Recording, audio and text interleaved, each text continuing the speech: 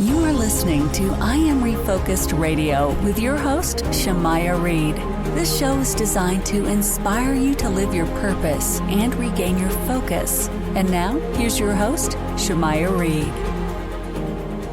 Hey, welcome to I Am Refocused Radio. We are here once again. Today, we have another show lined up for y'all. Today, we're going to talk to our special guest. She is Susan Gabriel, and she is an author and former activist. Today's topic is going to be awesome. We're going to talk about learning how to trust God. Like I said, an author, she published a book that you might want to go check out. Go to her website, susanlewisgabriel.com. Title of that book is Wheels of Injustice, Saving My Child from Child Savers. First and foremost, I want to welcome our guests to the show and say, how you doing, Susan? Thank you. I appreciate that. I'm very happy to be here. I'm doing great. Before we get into today's topic, learning how to trust God, give the audience a little bit of background of you and your lifetime career being not just in business development, but just giving back to community and also just being inspiration. Yeah. My book, I'll go into that just a little bit because the book talks about my background. It's a memoir. It details my situation that happened to me when child savers, let's say, the social services took my daughter away, and it took me 3 years to get her back. There was a false accusation of child abuse, and the trauma that I went through and that my family went through was very, very bad. And I talk about that in my book. But the real theme of that book, when you get past the experiences and the situation and the trauma, is how did I learn to trust God finally? There were times during that situation where I felt that God had completely abandoned me, that I didn't trust him anymore. In fact, I came to a place where I didn't even believe in him anymore. And I said, God, if you're really real, you're going to have to prove it to me. I give up. I'm not going to believe in you anymore. There also was a time when I tried to kill myself, and I tried it in such a way that I was sure that no one was going to be able to stop it or to rescue me. But God performed a miracle, and I'm here today. And that was many years ago. So it's taken me a while. It's a journey that for me has been a very sincere effort to try to find God, but he was there all the time. I just didn't see it. I'm learning every day more and more to trust him, to turn over my life to him. Right now, I'm working in a new endeavor that to me is like walking on a tightrope. Every day I do something I have never expected to do before. And every day is an exciting moment. Every day is something new, and I can see God's love in my life. I wrote the book, my memoir, Wheels of Injustice. I also became very interested in writing poetry. So I decided, and I had a whole bunch of poems about a year ago at this time. I decided I was going to collect all of them and put them into a poetry book. Then I got the idea, wouldn't it be cool to have them illustrated? Then I got the idea, wouldn't it be cool to have them all illustrated by a different artist? So then I went about trying to find different artists that would illustrate each poem, a different artist, different poem. And I put out a little notice in a Facebook group, and I ended up with well over 100 people who were interested in illustrating my poems. So I got them all organized in a spreadsheet so that I could see who they were, what kind of art they did, and learn more about them. And I found out they were from 28 different countries. So I had a huge group of artists to draw from. And I got to know several of them. I selected a few to get started with, and I got to know them pretty well. In fact, I got to know them so well that I invited some of them to join my company that I had used to publish my book. It's called Soul Sunshine. And I thought, well, it would be neat to be able to do this for other people, to publish their books, to add illustrations. By this time, I had also written 3 poems that were about a little dog named Button. that was a dog I used to own, and I made them into children's books. And one of them's published. It's called Button Goes to School. Another one right now is being illustrated. It's called Button's Best Christmas. And then the third book is going to be related to Easter. And I've always loved art. So this was just for me a dream come true to be able to work with these artists, to work with my poetry, and to prepare another book. In the meantime, one of the artists happened to run across a person who was looking for someone to help her out with illustrations, and she hadn't found anyone to do them.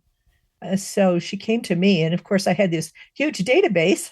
So I just happened to have access to a lot of different artists in different styles. And she couldn't find an artist that did a particular style she was looking for. But it was pretty easy. When I went into my database, I found someone right away. Turned out it was a young man who lives in the Philippines who's very, very talented.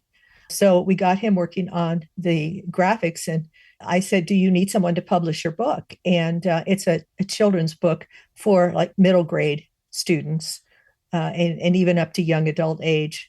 And so she said yes. And so we're now publishing her book. I've had a few other people also approach me now, publishing their books. It just seems like I'm surrounded right now by other people who love God. The people, I have about 6 or 8 people now on my team for Soul Sunshine. We pray together.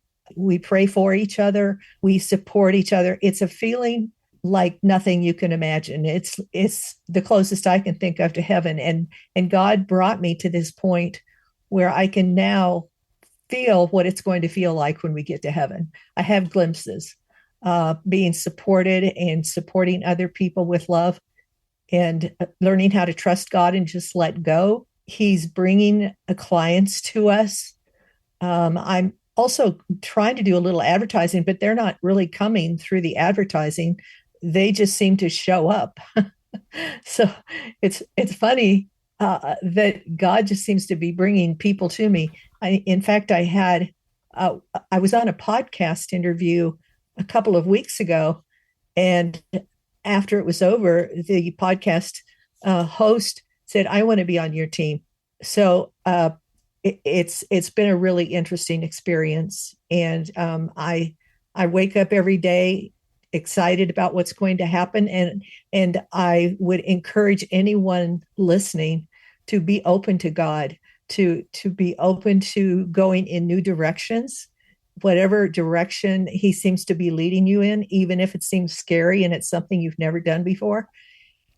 You know, that's another thing I've noticed, is that my background in business development and all of the other things that I've done has prepared me to actually be able to do what I'm doing now. And I would have never put it together before to think that all of the experiences I had in business development brought me to where now I am able to be a publisher.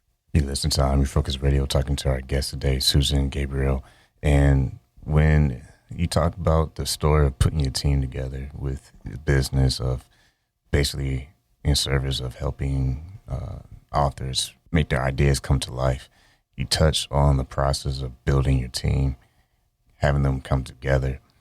When you are strategizing how to work and deal with clients, it sounds like it's kind of like everyone's in charge of their own little thing. It's very less of a micromanaging and more of a big collaboration, but everyone is kind of like in their own lane. Is that the type of environment that you purposely wanted to create for your team? Yes, I would say it's really more of an organic environment. It just was something that sprang up.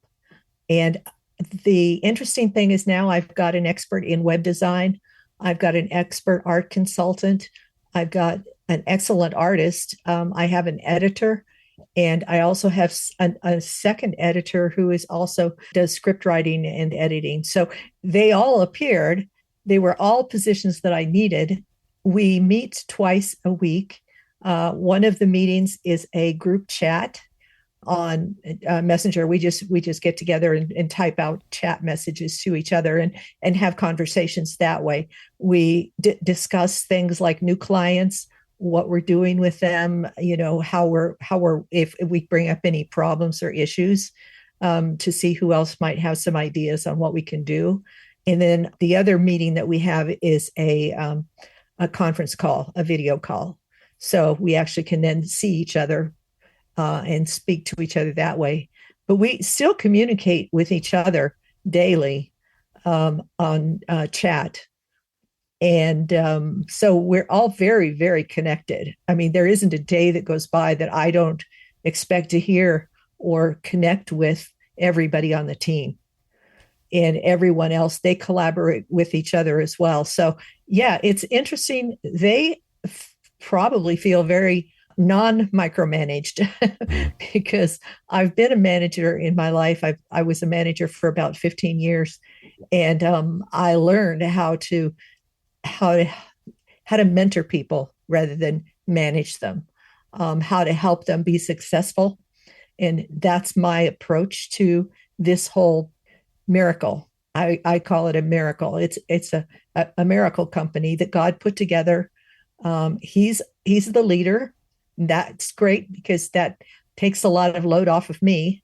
And I trust that God is going to guide each of the people on my team to do what needs to be done. And with that, we all know as entrepreneurs or just in daily business, there's always peaks and valleys. So when you are dealing with challenges, your team, or someone on the team, what are some of your strategies to overcome the challenges that have come in the past, but you have overcame? What were some of the strategies that y'all took to make sure that you can keep things moving forward? Prayer is the first one.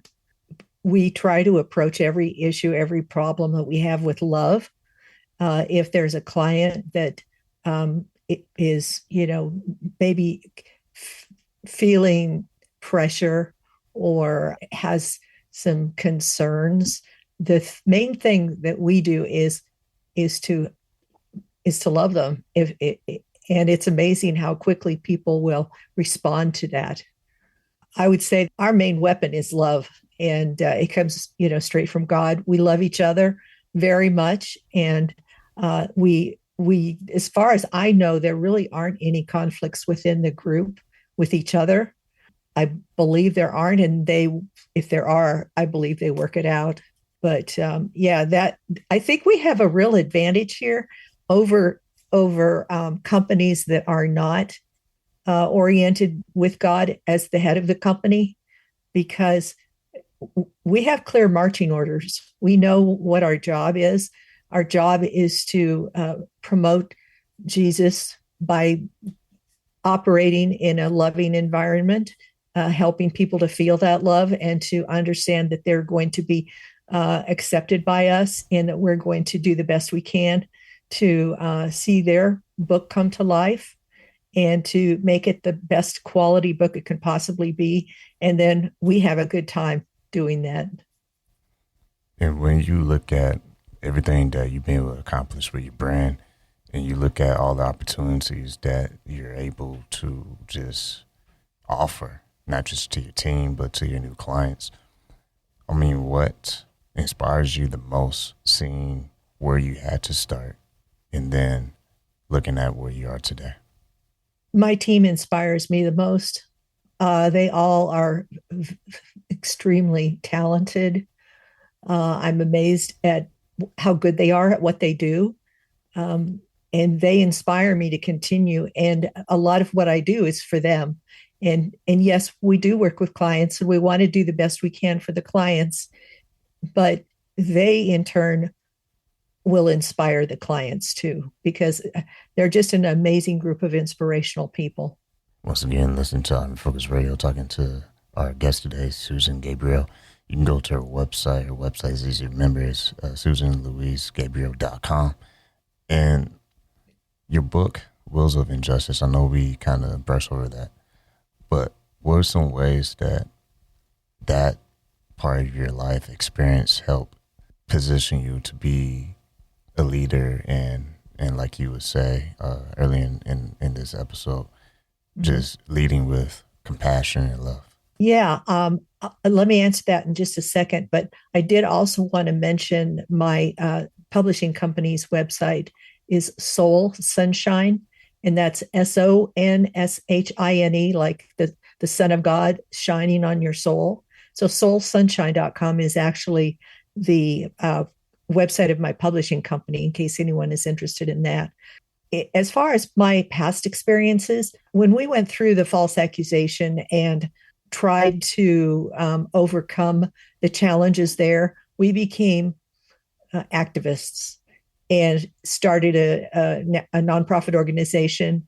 Eventually, I got through to a lot of the press and various other organizations like news media, as well as cable programs. I was on different shows. We ended up being written about in a book by another author, and that author was well known, and he was invited to be on the Today Show, and they invited us to also be on the Today Show as well. So we had a chance to tell our story, and that was our, I would say, call it revenge against the system for not treating people the way they needed to be treated. And we eventually changed the laws. That was really where the problem was. So we were put onto a committee to help rewrite the laws. And then, so that was activist leadership there. So I am used to being, I'm not a great speaker, but I'm willing to do it. And that's really half the battle, because if you're willing to do it, then you can do it. If you are afraid to, then it's never going to happen. The other part of what prepared me was my experience in business development. I've been in what's called proposal development and proposal management. I've done a lot of writing and editing. I have a lot of computer skills. All of that was courtesy of my day job. And I did that until I retired in October. So now I'm able full-time to devote to the publishing company. And it just every day I see where some of the skills that I'm using now are skills that I learned all throughout my career. And with your career, you have over 30 plus years experience. When we tie all this back to today's topic, learning how to trust God, when you face those unknowns, how am I going to get my next client? How are we going to expand and scale up? How did you get to the point where you're able to trust God fully instead of worrying about the things that you cannot control? I just kept on praying and trying and turning things over to him. And as I saw my prayers being answered, and as I saw things happening, it just continued to reinforce my faith. And the more my faith got reinforced, the more I was able to trust God. So it was a gradual process, and it's been a gradual process my whole life. But I don't think I've ever felt as strongly about trusting in God and the importance of letting God take control of your life as I do now. I mean, this is the strongest I have ever felt about it, and it's paying off. I mean, I'm not like Rich, but my faith is paying off in creating the kind of environment and the kind of company that I would want to create. We serve other people, and that is our number one priority, is to serve people and to do so with love and letting our lights shine. And with that said, entrepreneurs in today's world, we're always trying to learn. We're trying to listen to the latest podcasts, trying to learn all these things, buy books, get coaching. For you, do you find yourself not needing so much of all these different resources? Like, are you really just, okay, is God in me and I'm going to be fine? Or do you too look for additional resources? I do use the resources. In fact, I have a coach who's a Christian coach. And then I've belonged to another organization that is similar to that, who does coaching for people who own businesses. And I take a lot from that. I learn things from that. I learn the mechanics of business, the kinds of things that I need to know from that perspective. But when it comes to making a decision for the strategy of the company, the direction that we go, I listen to advice. I run it through my God filter, and if God seems to, I seem to feel like that's the direction that God wants us to go, then we'll go that way. But I don't just take advice and as though they were the ones who were experts. I know that they have accomplished a lot, and they do know a lot, and I can really see how wise some of their advice is, and it's been very helpful. So, I don't discount that kind of help at all. I think it's very helpful. Once again, talking to our guest for today, one and only Susan Gabriel, and she's an author, former activist, and you can go to her website for her company.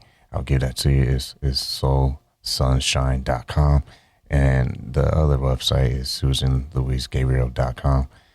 People listening to this right now, and maybe they are aspiring writers and want to get to a point in their career where they can publish their very own book. For you, you've been doing this for a while, and you have your own company now where you help people make their dream a reality. Mm-hmm. What's your general core values that you can give to people for them to start taking action, to prep, to become a published author? I think the most important thing, if you want to be a writer, is write. Everybody says that. But the best way to get started is to write. They call it a journal, but in my opinion, an easier way to actually write is to sit down, pretend like you've been given the assignment of writing stories to keep a 10-year-old boy occupied and interested while he's laying in bed recuperating from a broken leg. And your job is to write interesting things so that he will enjoy them. And now he's not going to pay a lot of attention to grammar or punctuation. He just wants a good story. So write a good story and draw from your own experiences. And if you sit down and if you write a story a day like that and draw from your own experiences, you'd be amazed at how close you are to having written your own autobiography. It's a good way to get started. Once again, true honor talking to our guest today, Susan Gabriel.